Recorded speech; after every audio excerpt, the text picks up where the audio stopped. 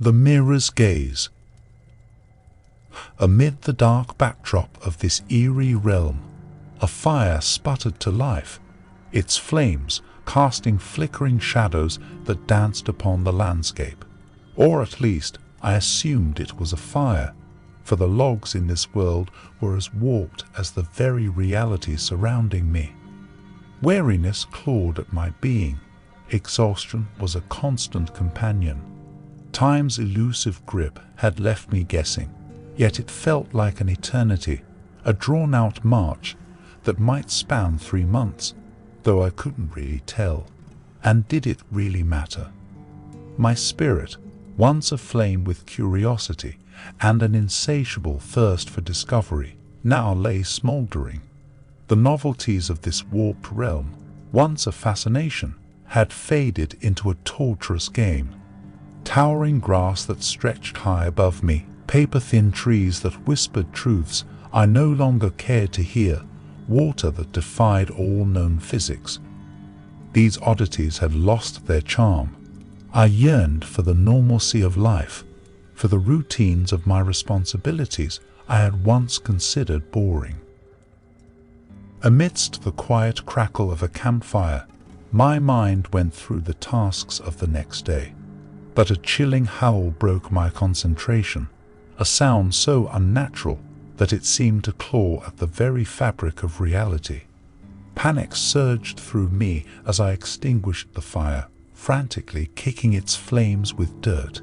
Concealed in the brush, heart-hammering, I strained to pierce the darkness with my gaze. The haunting call echoed across the landscape, an unsettling symphony that set my nerves aflame. Every instinct screamed for me to flee, yet a stubborn curiosity compelled me to remain. I needed to spot it first, not the other way around. The night wore on, my eyes locked on the shadowy tree line to the northeast, every rustle and whisper magnified into a symphony of dread. Dawn's feeble light brought no rest, for my instincts remained taut as violin strings. The night's discovery haunted me like a ghost, urging me to leave this land far behind. The following day became a desperate sprint, a frenzied attempt to outpace an unseen pursuer, to outrun the inescapable dread. I pushed myself to the limit, a silent conviction propelling my weary limbs. With every pounding heartbeat, a sense of wrongness surged through me, a reminder that something horrific was closing in, drawing ever nearer. Camp was made with haste that night, the usual fire abandoned in favor of caution. I nibbled on the strange fruits that sustained me, my nerves wrought tight by the presence of the looming threat. As I huddled there, a guttural sound reverberated through the air once again, a melody that sent shivers down my spine. Its depths seemed to hold not just a noise, but a deeper cosmic wrongness. In this never-ending cycle, nights passed with the sinister call as my only company. The entity remained hidden, always just beyond the veil of sight, a maddening dance of nearness and elusiveness.